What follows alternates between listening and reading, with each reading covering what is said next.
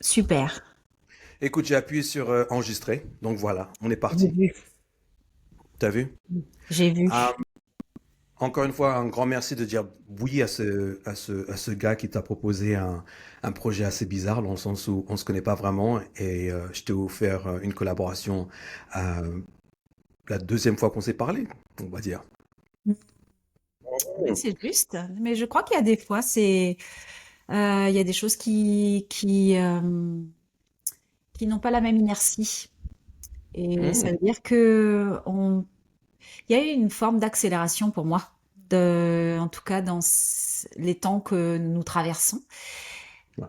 Et qu'aujourd'hui, on n'a plus le temps de perdre du temps. Donc, il y a des propositions spontanées qui se font comme ça et qui n'ont plus besoin d'avoir une réflexion longue. Il y a des réponses qui peuvent être aussi dans des propositions spontanées, des réponses qui font tellement la proposition est tellement ajustée que la réponse, elle est spontanée aussi. Et c'est ça ce qui, j'avoue, qui m'a touchée aussi cette relation qui a émergé lors du festival Blitz à Bordeaux et où voilà, je suis venue m'asseoir à ta table et je me suis dit, ben Hmm. voilà, on se connaît de loin avec Rafan, mais un peu moins de près. Et je trouve que ce rapprochement aussi dans la même temporalité, la même physicalité, ben, ça nous permet aussi ben, ouais, de se rencontrer et il faut provoquer. Je crois que on est à une époque provocante et Mhm. nos rencontres, on doit aussi les provoquer. C'est intéressant que tu dis ça, ouais, parce que je pense aussi à toi et à moi en tant qu'artiste et en tant que créateur. Et je pense que la provocation est quelque chose de nécessaire, dans le sens où il faut qu'on invite quelque chose qui est un peu différent, peut-être au-delà de ce qu'on a l'habitude d'engager, et de voir ce qui répond, tu vois ce que je veux dire. Mm. Et donc, tu as commencé, comme tu pourrais dire, peut-être avec une provocation. Je sais pas si c'est quelque chose que tu fais habituellement, de t'inviter sur la table des gens en disant, «Oh, est-ce que je peux venir m'asseoir? On discute, papa, papa, papa.» Euh, mais de te provoquer toi-même et de provoquer peut-être des retours et des réponses de gens que tu ne connais pas, je pense que c'est le début, un bon début pour créer quoi que ce soit d'intéressant. Euh, Il y a un côté organique qui se fait par rapport à ça parce que tu te découvres en même temps que tu découvres les autres. Donc voilà. Hmm. Et donc c'est pour ça que je t'ai proposé ce truc parce que je me suis dit si on peut peut-être se découvrir avec beaucoup plus de conversations, pourquoi pas le faire et donner l'occasion à d'autres personnes, à un certain public qui va grandir et grandir, j'imagine et j'espère, de nous découvrir en même temps, vu que il y a ce côté où on se connaît pas exactement, on se connaît même pas du tout, mais on se connaît aussi pas mal. Tu vois ce que je veux dire? Euh, et donc, je pense que c'est une chance pour faire quelque chose. Et je te dis deux, trois choses et tu me dis ce que tu en penses. D'une, comme je viens de le dire, qu'on apprenne à se connaître l'un l'autre parce que je te trouve sympa dès le début. De deux, qu'on puisse aussi partager une manière de converser entre deux êtres humains, entre un homme et une femme. Euh, de trois, je dirais aussi qu'on puisse donner un exemple comment les relations sociales peuvent s'engager, peuvent se construire, et comment faire euh, de, de prendre des risques à peut-être partager, à t'ouvrir à une personne ou à des personnes qui ne te connaissent pas vraiment, qui peuvent te juger, qui peuvent te critiquer, qui peuvent faire ci et ça, et d'aller au-delà de ça en disant, euh, voilà, c'est moi. Euh, que l'idée, c'est que si je m'ouvre à toi, tu t'ouvres à moi, et d'une certaine manière, on s'ouvre aux autres. Et donc, c'était ça l'idée derrière. Je sais pas si ça résonne pour toi, mais tu vois, c'est beaucoup plus profond que juste d'avoir des conversations, quoi. Absolument. Enfin, je te rejoins dans ce que tu partages. Je crois que pour revenir à l'idée de la provocation, ce qui peut être un trait de mon caractère, c'est l'insolence. Et c'est quelque chose dont j'ai pâti beaucoup dans mon enfance et mon adolescence. Mais parce elle était fulgurante, elle était presque vitale, cette insolence-là. Et puis c'était, euh, je pense, un trait de l'esprit euh, maladroit, mais Mhm. qui questionne et qui permet effectivement de créer des ondes, de créer une onde de choc. Euh, donc maintenant, je sais un peu mieux, on va dire, non pas contenir mon insolence, mais pouvoir un peu mieux la structurer, savoir à quel moment elle peut être un soutien et à quel moment elle devient une entrave. Elle, Mhm. voilà, elle m'a souvent, on va dire, cette insolence taillé les veines, et en ce sens qu'elle, euh, elle m'a coupé des ponts, elle m'a enflammée de l'intérieur. Et Mhm. que aujourd'hui, cette insolence, avec un peu plus de sagesse, eh bien, elle me permet de questionner, de rencontrer, d'approfondir, et puis de m'apprivoiser, et aussi d'assumer cette singularité, en fait, d'être au monde, ma singularité, et de pouvoir la partager. Mhm. Et J'apprécie toi, énormément. Ouais, ouais. Merci pour le partage parce que je t'avoue qu'aussi, maintenant, je comprends un peu plus pourquoi on s'est capté directement. Parce que je partage exactement plus ou moins la même énergie. J'ai grandi et jusqu'à maintenant, j'ai toujours eu cette certaine. C'est marrant parce que j'avais jamais mis le mot dessus. Donc, tu viens de me donner quelque chose. J'avais jamais mis le mot insolence, même si on m'a appelé et on me l'a rappelé à certaines reprises d'une manière très chaleureuse des fois et des fois d'une manière, tu vois, comme les profs à l'école. L'insolence a été mon parcours, que ce soit à l'école, que ce soit dans la vie. Il y a des moments où ça n'a pas été utile du tout, où ça a été, je dirais, ça a été utile comme toi, à casser des ponts, à énerver certaines personnes, à perdre pas mal d'opportunités, que ce soit professionnelles ou autres. Moi, en tant qu'homme qui aime les femmes, ça m'a aidé énormément dans mes relations intimes parce qu'il y avait toujours quelque chose d'assez jouant et ce jeu d'insolence peut être en fait aussi un atout de séduction.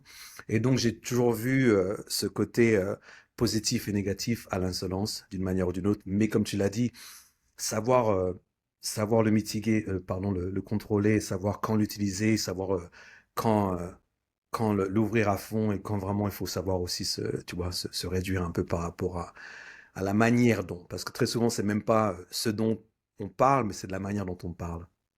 Et donc, effectivement, avec l'âge, on apprend à se cadrer un peu plus par rapport à cette insolence. Intéressant que tu dises ça. Waouh. il y a, oui, c'est vrai qu'avec ce mot insolent, ça vient forcément toucher à quelque chose de d'agressif, de non contenu, tu vois. Mhm. Et Malpoli, ouais, ouais. l'impolitesse, une forme de hardiesse aussi, pas forcément un mot qu'on utilise souvent dans notre quotidien, mais il y a, ouais, ouais, ça relève aussi de l'effronterie.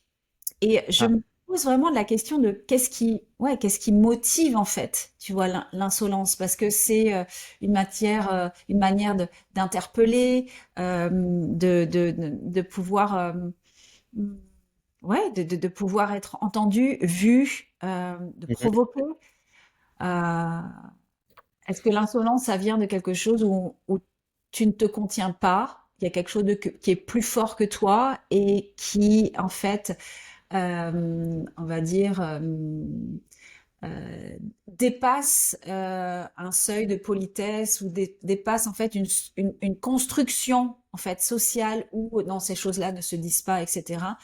Mhm. Donc pour moi, c'est un véritable élan divergent, tu vois, en fait une impossibilité de contenir quelque chose et qui doit sortir.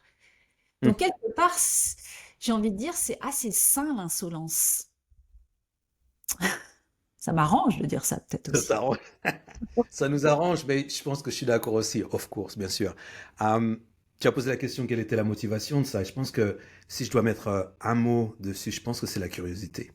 Je pense qu'on est curieux d'une certaine manière et que dans notre insolence, peut-être on est des fois maladroit à comment exprimer notre curiosité, mais dis-moi ce que tu en penses. Je pense que c'est la raison pour laquelle on est dans la recherche, pour laquelle on est devenu professeur, pour laquelle on est dans l'éducation et la pédagogie. Parce que l'insolence, c'est peut-être une manière maladroite de poser des questions assez profondes. Mhm. Donc peut-être que je suis un peu poétique ici, mais toi et moi, on a une carrière de prof, de formateur.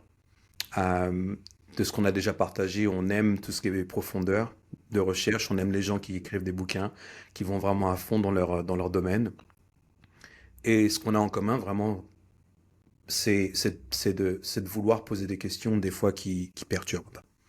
Des questions qui n'ont pas encore été posées avant, d'une manière ou de manière qui n'ont pas encore été utilisées avant, ou peut-être qu'ils l'ont été déjà été faits, mais pas de nous.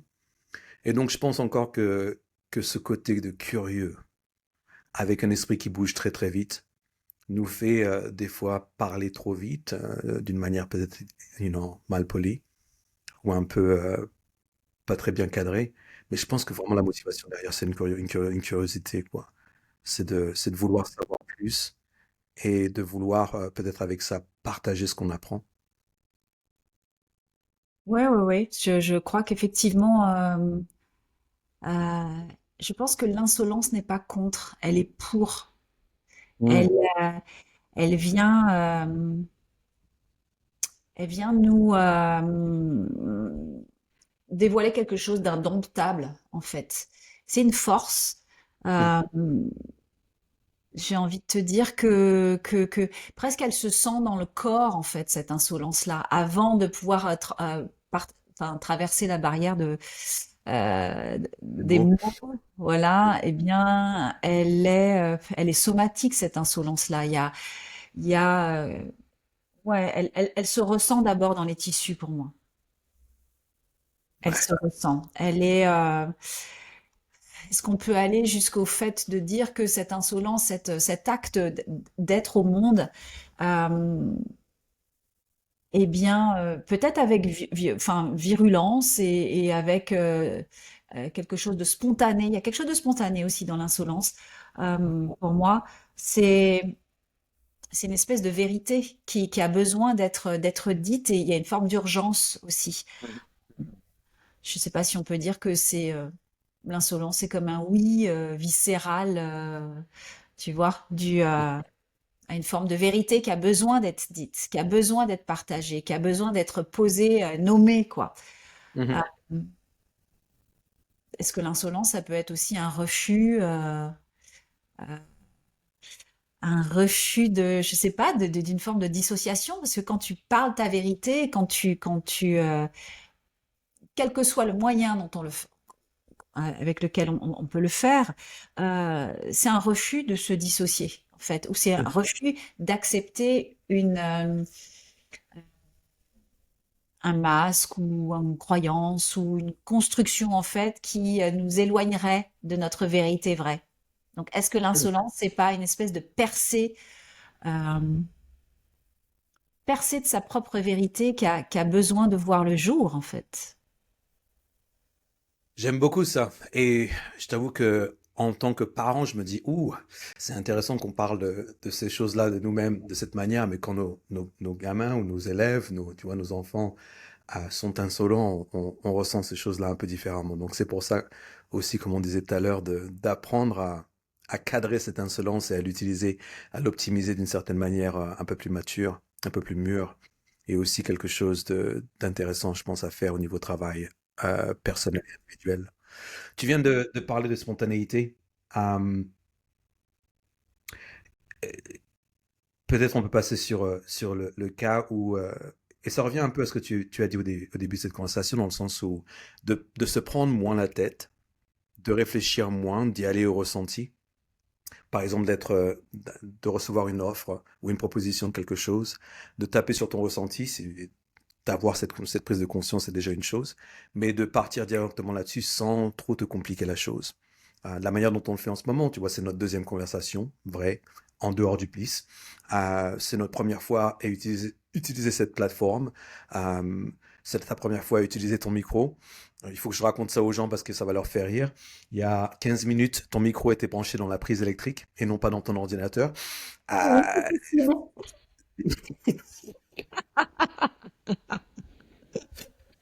donc, tu vois, d'apprendre sur le tas.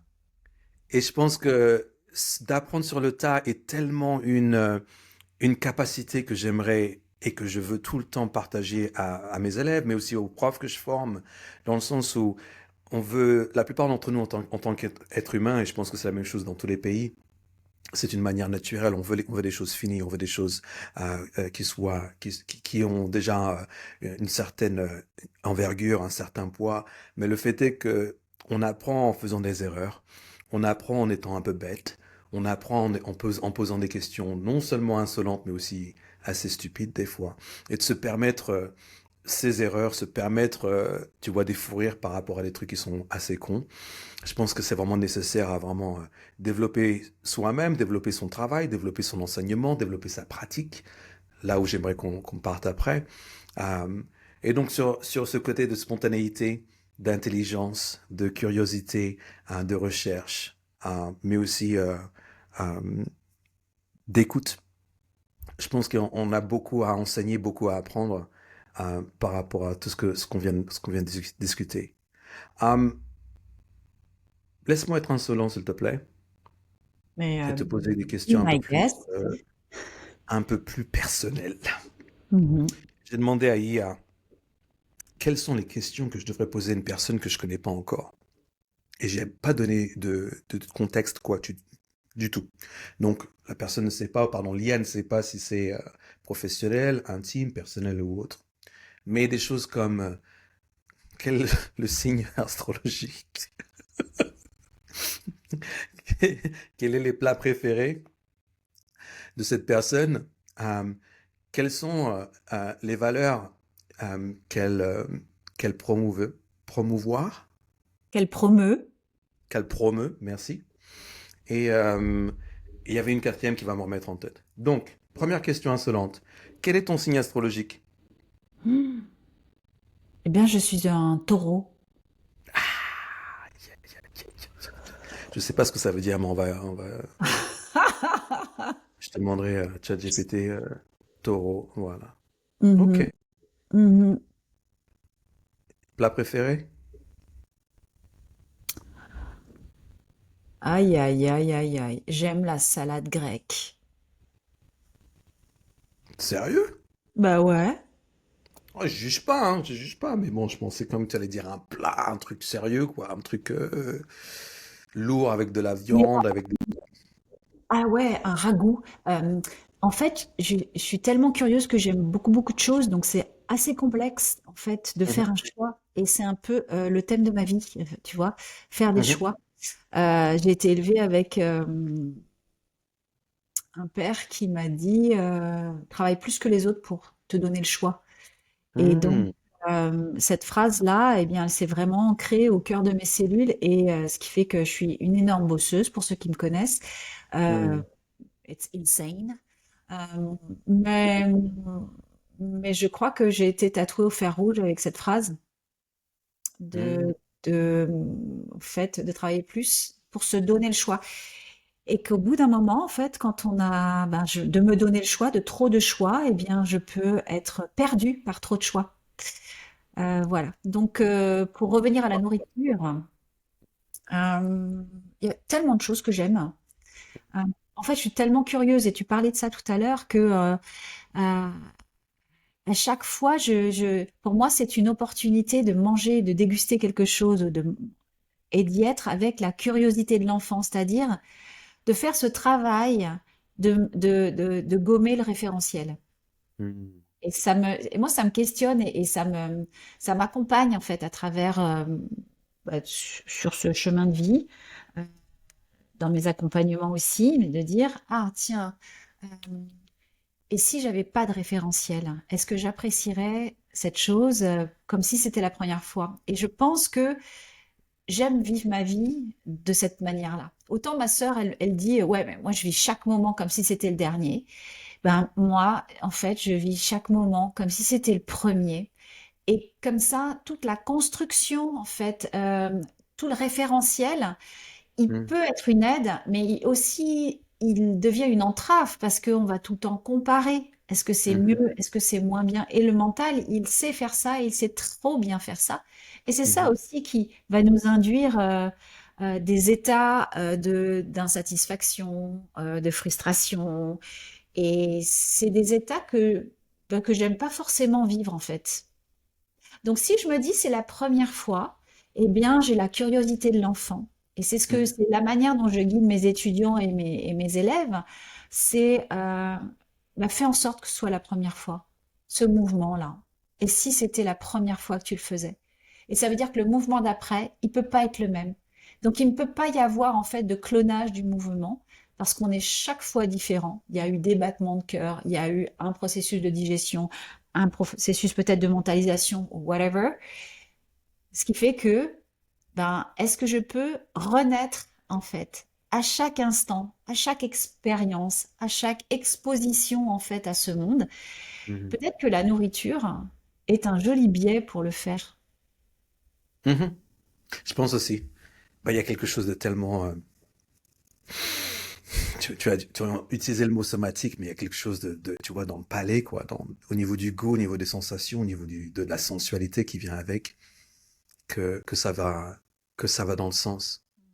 Si tu m'as Du donné... coup, Pardon? pardon, excuse-moi, je te coupe. Vas-y. Euh, Est-ce que pour toi, la sensualité, par définition, se place dans les cinq sens ou il se place ailleurs? Non, prioritairement, je te dirais dans les cinq sens, mais après, dans la combinaison des cinq, dans le sens où on n'a pas que cinq sens quand on commence à les mettre ensemble. Euh, et là, on a accès à des champs de sensations, de retour et d'inspiration qui sont vraiment en dehors du champ des cinq. Mais effectivement, la sensualité, pour commencer, pour moi, n'est pas seulement juste une histoire de plaisir ou de dégustation, mais vraiment de ressenti. Euh, c'est quelque chose qui nous donne le choix. Et donc c'est marrant que je souriais un peu tout à l'heure quand tu nous racontais ce que ton père t'a inculqué, t'a éduqué. Parce que cette histoire de choix, je pense que quand je parle en ce moment, je suis en train d'écrire ce petit bouquin qui s'appelle Le Manifeste de la sensualité, où je parle de la sensualité comme en tant que question d'intégrité. C'est vraiment au niveau de pouvoir s'entendre, s'écouter et d'une certaine manière pour pouvoir avoir plus de choix par rapport à la manière dont on prend nos décisions, aux actions qu'on prend, aux mots qu'on dit, euh, qu'on soit basé pas seulement sur du ressenti vif, mais sur une palette euh, de couleurs et de textures qu'on peut choisir en fonction de nos ambitions, en fonction de ce qu'on veut du moment, en fonction de ce qu'on a envie de créer en nous et de nous. Et donc la sensualité, pour moi, revient par rapport à une histoire de choix, par rapport au sens, par rapport en anglais, on appelle ça empowerment. Je sais pas encore, c'est quoi le mot français, peut-être de son pouvoir, tu vois, Puissancement. empuissancement. Ouais, voilà. J'adore ce mot en fait parce que il a l'air très africain. C'est un genre de mot que on dit la plupart d'entre nous africains, on a inventé ça. Empuissancement même, tu vois, ce truc-là. Et donc la sensualité et le choix et les choix sont vraiment en relation de ça pour moi. Euh, intéressant. J'avais jamais pensé, ou j'y avais pensé, mais je t'avoue que j'ai pas cette philosophie de faire tout comme si c'était ma première fois. Je suis plus peut-être un peu comme ta sœur. Euh, et maintenant que tu viens de me donner un peu une idée de peut-être faire les choses un peu différemment, surtout qu'on rentre dans 2026 très bientôt. Surtout que là, je retourne vivre à Londres et qu'il y a un certain renouveau et que d'une certaine manière consciente et inconsciente, je suis à la recherche d'une nouvelle manière de faire les choses. Euh, je t'en ai déjà parlé un peu dans le sens où même avec cette insolence de t'offrir ce podcast public pour qu'on se découvre en privé, euh, il y a un côté intentionnel au fait que je veux changer la manière dont je fais les choses, quand je fais les choses. Et donc peut-être d'approcher les choses d'une manière un peu plus enfantin ou enfantine euh, serait quelque chose qui marcherait bien pour moi pour que de petites choses. Parce que comme tu l'as dit, on a tendance à partager, à comparer. Et avec comparaison vient jugement. Et avec jugement vient, oh, je sais déjà. Et donc, il y a euh, un manque d'humilité qui peut-être, ou certainement, nous fait rater pas mal de choses. Alors, avec le référentiel eh bien, il y a forcément une forme de souffrance. Voilà. Il y a Hmm. une souffrance qui, qui est issue de, justement, comme tu dis, de la comparaison. On va comparer, je préfère ci, je préfère ça, etc. Donc en fait, on active un mode manichéen, on active un mode dualiste. Et on sait, en fait, on le sait que c'est ça la source de notre souffrance, de nos souffrances, enfin en tout cas une très très grande source de souffrance en fait. On n'est pas ce qu'on voudrait être, on n'a pas la taille qu'on aimerait avoir, on devrait être on devrait être dans un autre corps, dans un autre endroit, dans un, voilà, dans un autre espace-temps. Euh, et donc il y a toujours pour moi cette forme de d'expropriation, quoi, un mental qui veut t'exproprier en permanence. Et que tout le travail somatique que tu connais et que je connais et qui sont, en tout cas pour moi, qui représentent la seule voie d'issue, la seule issue de secours dans cette incarnation, c'est vraiment de rentrer dans la matière et pour justement, et je pense que la matière vivante, ce corps-là, est l'espace dans lequel il n'y a pas de dualité. Et il y a un très joli mot que le professeur Alamrani Joutet, qui est un de mes enseignants de la dynamique matricielle, nous a donné, c'est la dualitude. Et c'est beau parce que on le sait que c'est notre travail en fait de sublimer cette dualité-là. Parce que on sait qu'elle est source de souffrance et que pour vivre cette incarnation avec un peu plus de douceur, de souplesse, euh, et de sensualité peut-être et d'intégrité, de vérité, sincérité, eh bien, il nous faut plonger à bras le corps, prendre à bras le corps ce corps, et puis Mhm. qui puisse être notre enseignant. J'aime bien parler du corps enseignant. C'est une expression qu'on dit quand c'est un groupe d'enseignants, le corps enseignant, mais finalement c'est notre corps l'enseignant. Et, et on va dire, tous les remèdes, toutes les solutions sont au cœur de la matière. Mais ça nous demande de faire le job, de plonger dedans. Et, euh, et on sait bien qu'après une pratique somatique, il y a quelque chose euh, de plus plein, de plus vivant, de plus vibrant. Un endroit où on peut se toucher finalement et être touché. Et moi, ça m'anime, ça. Ça m'anime. Parce que je pense pas que la dualité, on peut lire beaucoup de choses, on peut effectivement, mais à un moment donné, on peut pas faire l'économie de la pratique. Ah. Hmm. L'économie de la pratique. Parce qu'avec tout ce que tu viens de dire, effectivement, on parle aussi d'une certaine discipline. Et il est très facile à nous de partir dans des mondes somatiques et de sensations et de s'y perdre euh, et de faire distance avec ce on peut appeler la réalité. La réalité demande aussi une certaine discipline. Elle demande des répétitions, elle demande que tu te reposes en question, mais elle demande que tu commences à creuser sur les thèmes et les questions que tu poses, que tu veux rechercher. Et donc la pratique somatique, pour moi, ou du moins ce que j'enseigne énormément, c'est qu'effectivement, il y a énormément de ressentis à écouter, et il y a aussi la capacité à ressentir et ne pas nécessairement écouter comme information finale. Et donc ça demande une certaine maturité, ça demande une certaine prise de conscience par rapport au fait que certains ressentis, certains feelings sont vrais, mais ils sont vrais seulement pour un moment très court. Et donc ça veut dire qu'il ne faut pas nécessairement leur donner trop d'importance.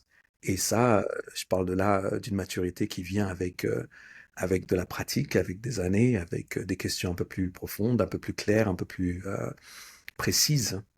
Euh, D'où le besoin d'étudier avec des gens qui ont déjà fait pas mal avant nous, euh, d'être élève tout en étant prof, et vraiment de se mettre d'accord sur le fait que si on aime la profondeur et qu'on veut vraiment savoir et qu'on est vraiment curieux, d'une manière insolente, On s'est mis d'accord là-dessus.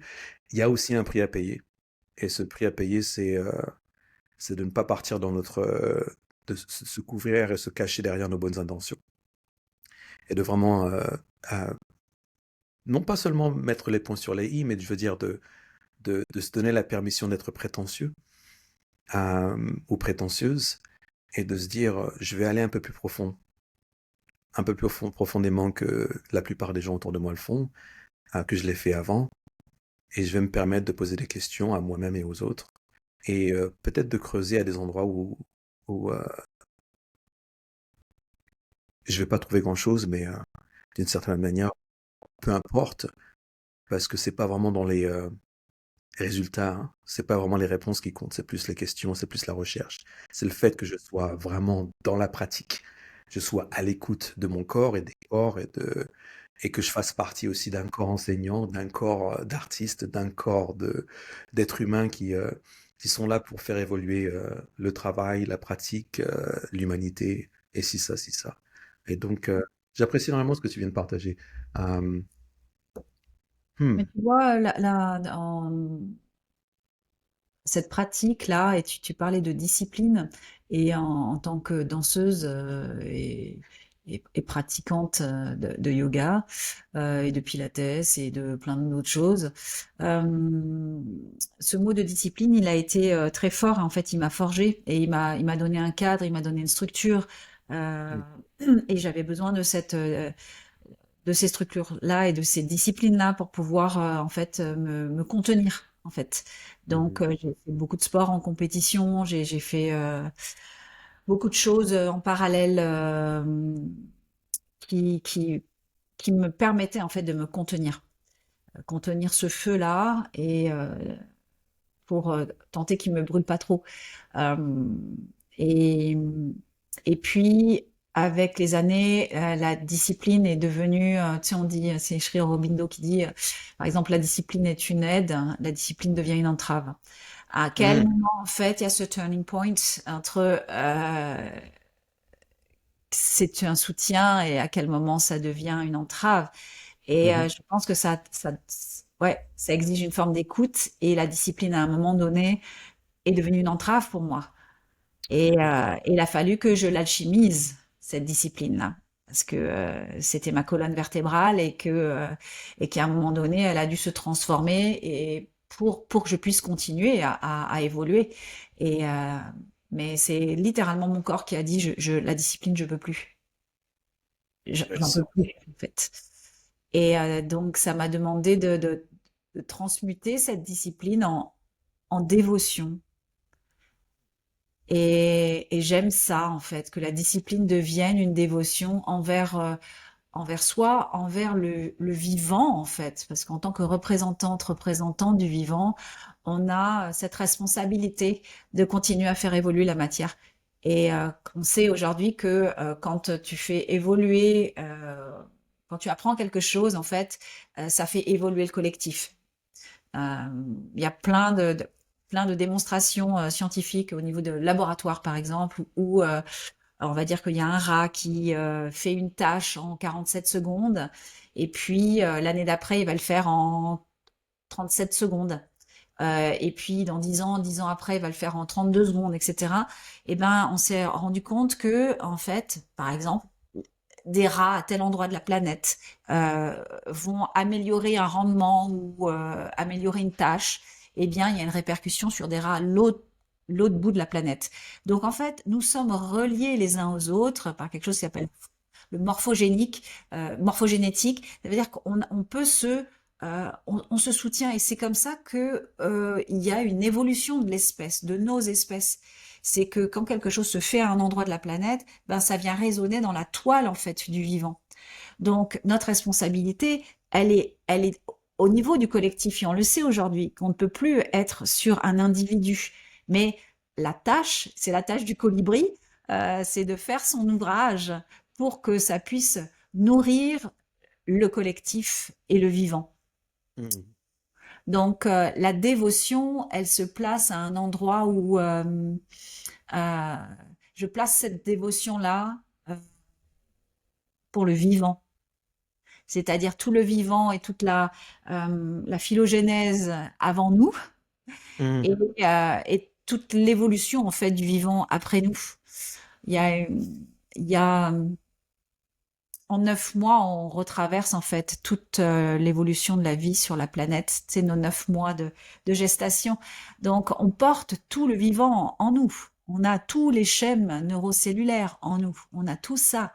Donc, c'est bien, ça permet en fait, tu vois, la pratique somatique, en tout cas de celle dont je suis issue avec Emily Conrad, le Continuum Movement, et puis le BMC, Body Mind Centering de Bonnie Bainbridge Cohen, où on vient vraiment s'ancrer dans du réel, c'est-à-dire on vient s'ancrer dans une réalité physiologique, quoi, pour induire une pratique somatique. Donc on va partir d'un système, par exemple.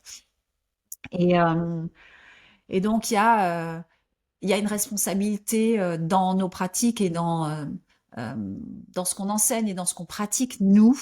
Euh, et c'est de faire évoluer le vivant, de faire évoluer l'espèce. Elle n'est pas en haut, en fait, de la pyramide. Je pense que les animaux sont bien plus évolués que nous dans leur capacité à s'adapter, à faire, ouais, à pouvoir se relier à leur environnement. Et l'humain est en train de perdre cela. On perd. D'où le besoin de se remettre sur une pratique qui est structurée, cadrée, guidée, euh, et d'une certaine manière un peu référentielle pour aller à l'encontre de ce qu'on disait tout à l'heure, tu vois, où il y a besoin d'une petite référence ou deux, ou de grandes références, et de pouvoir faire avancer les choses d'une certaine manière où on peut apprécier le passé, de ce qui a été dit, ce qui a été fait avant, mais on doit continuer à développer la matière, effectivement, tout en se pensant, en pensant et en demandant, en posant, pardon, des questions un peu plus profondes. Mais c'est Euh, notre responsabilité. Je crois qu'on ne peut pas voilà. faire autrement. On ne peut plus se satisfaire de pratiques ou de disciplines qui nous enferment en fait Mm. dans un savoir et qui est répétitif. Mm. Tu Intéressant. vois? Il y a quelque chose la vie, c'est pas un cercle, la vie, c'est un cercle évolutif, donc c'est une spirale. Il y a quelque chose il y a une dynamique, il y a une, Mouvement. oui, exactement, il y a du mouvement. On n'est pas en train de revivre les mêmes choses tout le temps. On voit bien, en fait, dans nos vies, quand on revit les mêmes situations, c'est insupportable. Puis en fait, la vie, elle nous fait revivre, elle nous fait repasser le disque au même endroit, peut-être dans un autre contexte, mais ça va pour qu'on puisse euh, évoluer, pour qu'on puisse grandir de ça, qu'on puisse alchimiser en fait cette situation-là. Et on le voit bien. Et moins on va faire le job, moins on va faire le travail et, euh, et accueillir ça, et ben plus la vie va nous le faire avec une octave de plus, quoi. C'est-à-dire quelque chose qui va être encore plus violent et encore plus violent jusqu'à ce qu'à un moment donné, on doive se déconstruire. Donc Mhm. notre responsabilité en tant qu'enseignant de mouvement, en tout cas, c'est de déconstruire nos pratiques pour qu'elles puissent en fait à nouveau en fait refleurir, regermer avec quelque chose qui puisse être toujours plus vivant. Le, le- le vivant, je pense, je crois, nécessite une évolution, parce que si cette évolution n'est pas là, c'est un régressement. Et il y a rien de stable, si tu veux, dans le sens où je pense pas à quelque chose qui reste en tant que tel. Soit ça évolue, soit ça va à l'encontre de l'évolution. Et donc, il y a toujours une demande pour quelque chose de nouveau, de renouveau, ou du moins c'est la manière dont je l'ai toujours ressenti, je le comprends d'une manière physique, mais aussi corporelle, je veux dire, mais aussi d'une manière philosophique, dans le sens où si on répète exactement les mêmes choses, toujours de la même manière, on va en arrière, on reste pas sur place. Et Je trouve, euh, ça veut pas dire non plus laisser tomber tout ce qui a été fait et dit avant, parce qu'on a besoin de ce référentiel d'une manière ou d'une autre. Euh, sinon, c'est pas très positif de se dire oh, je vais tout réinventer, mais en même temps de dire oh, je vais répéter exactement ce qui a été fait avant. Après, je t'avoue que je reviens sur ton côté et mon côté, notre côté insolent.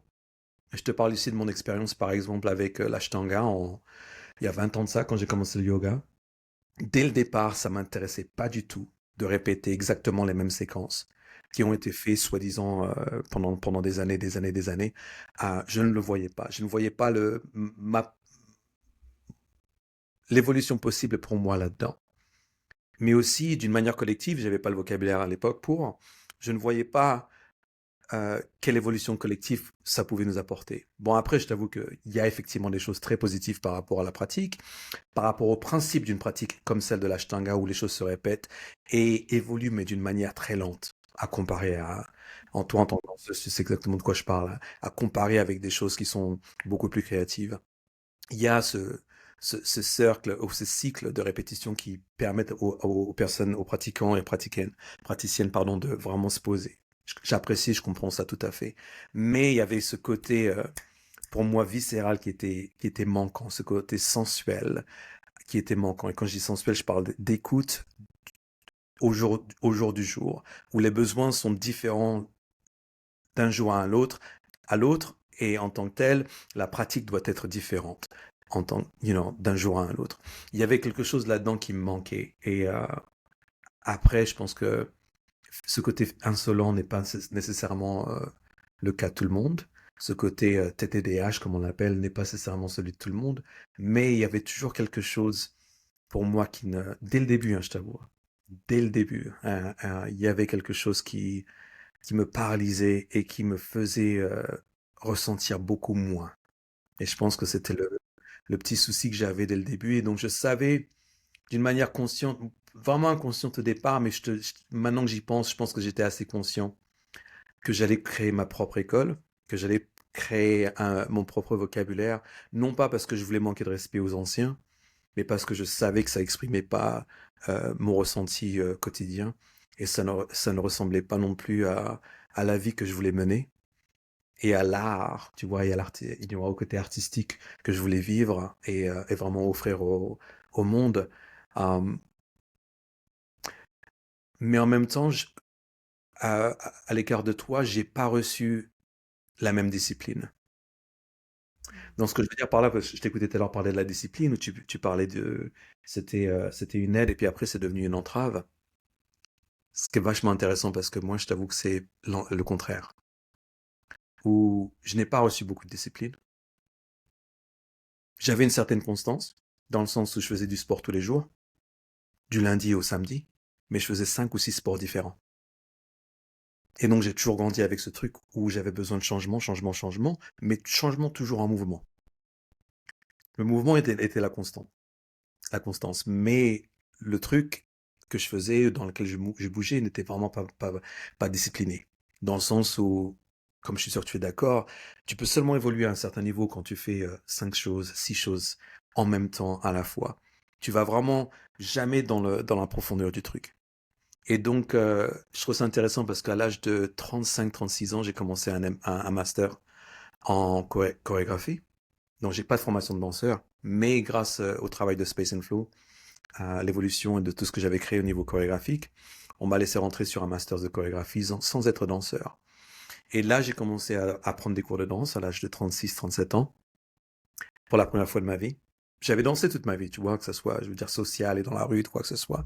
Mais j'avais jamais pris de cours où on m'avait dit 5, 6, 7, 8, 5, 6, 7, 8. J'avais jamais vraiment pris de cours.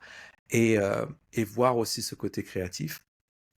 Mais je t'avoue, j'ai regardé ces danseurs avec une telle envie et jalousie, parce que ce dont tu parles, cette entrave, moi de l'autre côté, je le regardais en tant que, putain, mais si seulement j'avais reçu ça, quoi. Si seulement on m'avait forcé à rester dans un truc. Parce que le truc, c'est que je suis, tu vois l'expression en anglais, je sais pas ce que c'est en français, tu vois. I am a master of nothing. I'm a jack of all trade. Dans le sens où j'ai toujours réussi, c'est aussi de la manière dont mon cerveau à faire des liens entre beaucoup, beaucoup de choses. J'ai pas mal de connaissances sur pas mal de choses parce que j'ai toujours en mouvement, que ça soit plongée, que ça soit natation, et après je fais du handball, après je fais du kung-fu. Et donc j'ai cette capacité de voir les choses en commun, mais en même temps, j'ai jamais vraiment eu j'ai jamais reçu ce parcours où, non, non, non, tu reviens ici. Non, non, tu reviens ici. Non, non, non, plus de profondeur ici. Et là, maintenant, ou je te dirais même il y a 10-15 ans, tu vois, j'ai fait ce master's et je voyais ces jeunes personnes, parce que la plupart étaient une petite vingtaine d'années, moins, tu vois, qui avaient dansé pendant 10-15 ans. Et effectivement, maintenant, moi, en tant que chorégraphe et en tant que prof, je voyais que mon travail, c'était de les guider en dehors du conditionnement qu'ils avaient reçu. Un vrai C'est paradoxe. compliqué, hein? C'est compliqué. C'est Martha Graham qui disait ça prend 10 ans pour faire un danseur. Et Et ça fait 10 ans. ça prend 10 ans en plus pour déconstruire ça et redevenir un homme ou une femme qui danse. Et, euh, et voilà. Et, bon, j'ai eu la chance d'être dans l'école de Martha Graham à New York, et puis de danser pour la deuxième compagnie et un peu pour la première. Et Mhm. donc, oui, cette discipline du mouvement, euh, il faut passer par là, en fait. Il faut qu'il y ait une construction avant une déconstruction. Et puis toi, en tant que musicien, tu le sais, faut connaître ses gammes. Enfin, si tu veux faire du free jazz, il faut déconstruire un truc, en fait, qui s'est construit au départ. Donc, On a besoin de base. On ouais. a besoin d'un référentiel. Je reviens sur ce mot. Tout à fait. Pour Mm. déconstruire, il faut construire au départ. Ou sinon, je pense que c'est des choses qu'on voit au niveau de la société maintenant, ou sinon tu commences à déconstruire des choses que tu ne comprends pas vraiment. Totalement. Et c'est vrai qu'aujourd'hui, on a tellement accès à tellement de choses et tout le monde peut parler et porter Quoi. sa voix que il y a beaucoup d'avis en fait qui manquent de profondeur, manquent de maturité, manquent d'expérience et d'expertise et qui déconstruisent pour, just for the sake of it, juste Yeah. parce que j'ai envie de déconstruire quoi. Bon, voilà, ça c'est une voie. Mais effectivement, il faut que ça s'ancre quelque part. Il faut qu'il y ait quand même un ancrage, quoi.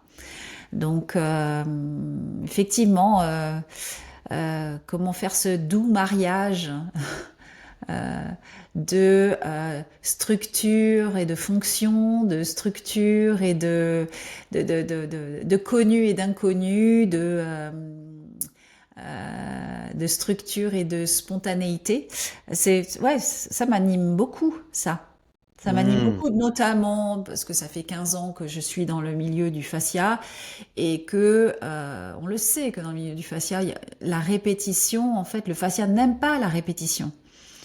Donc, en fait, de parfaire et de performer un geste pour Mhm. devenir spécialiste de ce geste, c'est un métier. Ça s'appelle danseur, ça s'appelle lanceur de javelot, ça s'appelle marathonien. Enfin voilà, il y a un geste en fait qu'on vient parfaire, qu'on vient que le corps puisse le performer le mieux possible, mais parce qu'on est dans une démarche de performance et donc de Tu veux dire de gagner. Hmm. Tu veux dire de perfection? Oui, il faut parfaire la forme Mhm. pour la performer, ou que ce soit peut-être la forme qui nous performe aussi. Intéressant.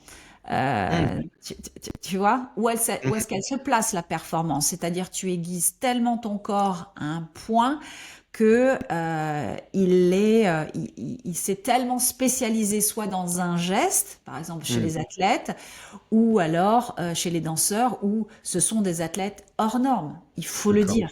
Les danseurs sont des athlètes hors normes. Ils savent tout faire. Ils savent tomber. Ils savent rouler. Ils savent sauter. Ils savent tourner.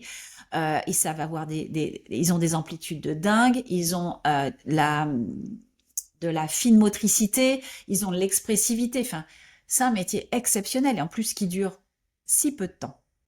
Ouais. Avec un, comment dire, une, euh, une, euh, une addition très très lourde à la fin. Hein, Ouais. voilà. Donc, Mais ça, écoute, laisse-moi revenir sur ce que tu viens de dire avant que ça parte. Désolé de te couper.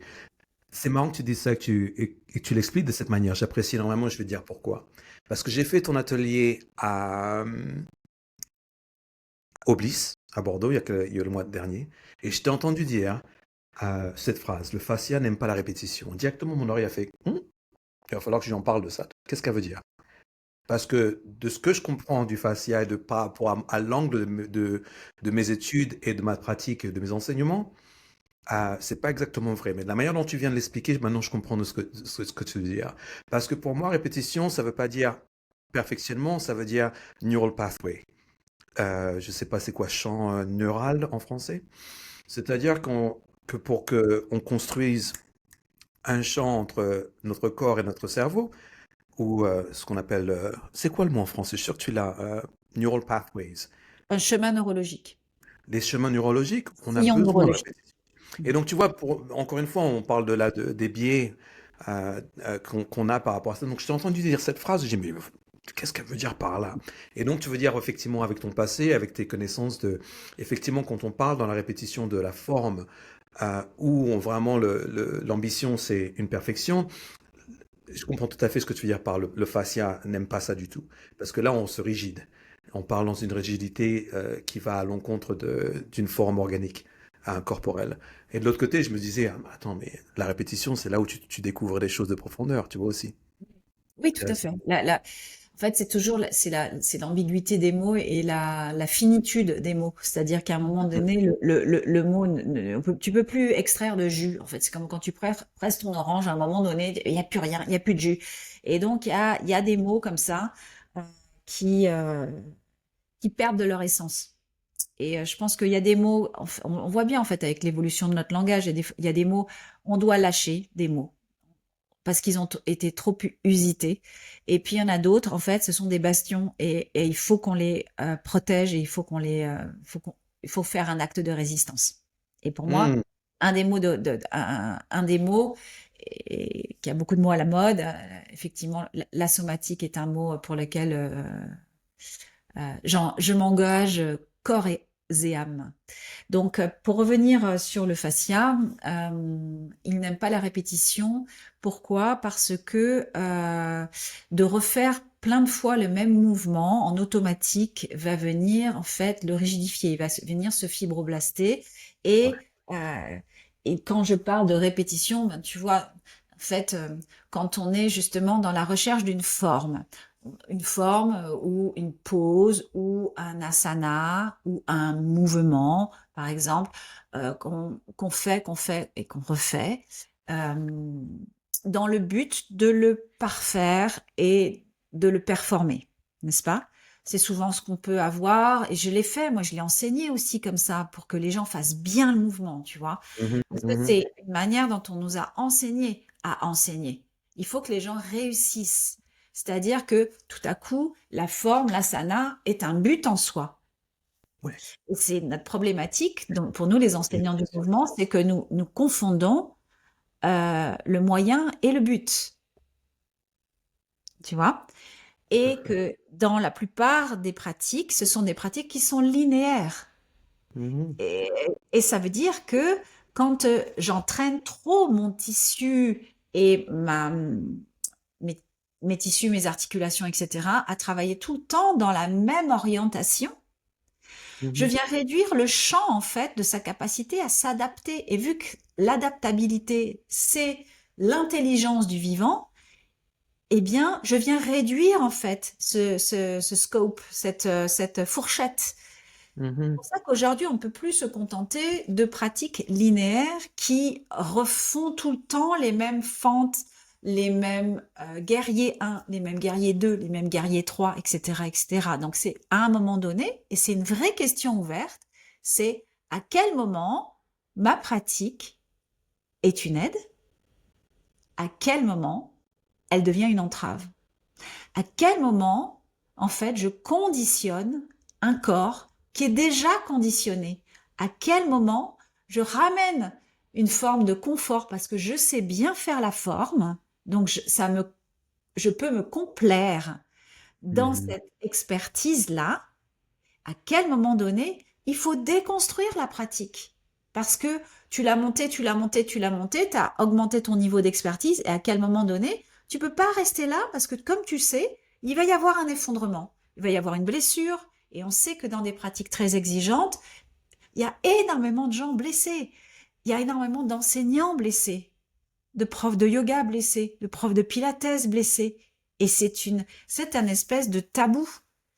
Alors j'ai Mhm. eu la chance de faire, enfin qu'on me fasse confiance et qu'on puisse venir me voir en individuel en me disant voilà, je me suis blessée avec ma propre pratique. Voilà, il faut accompagner l'enseignant avec ça.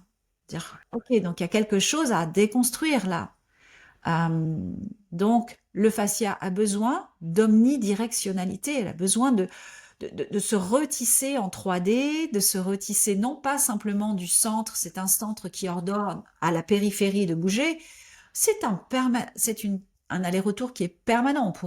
Évidemment, on va se revoir, toi et moi, donc on va pouvoir on va éplucher ces thèmes-là qui sont vraiment très très chers à mon cœur.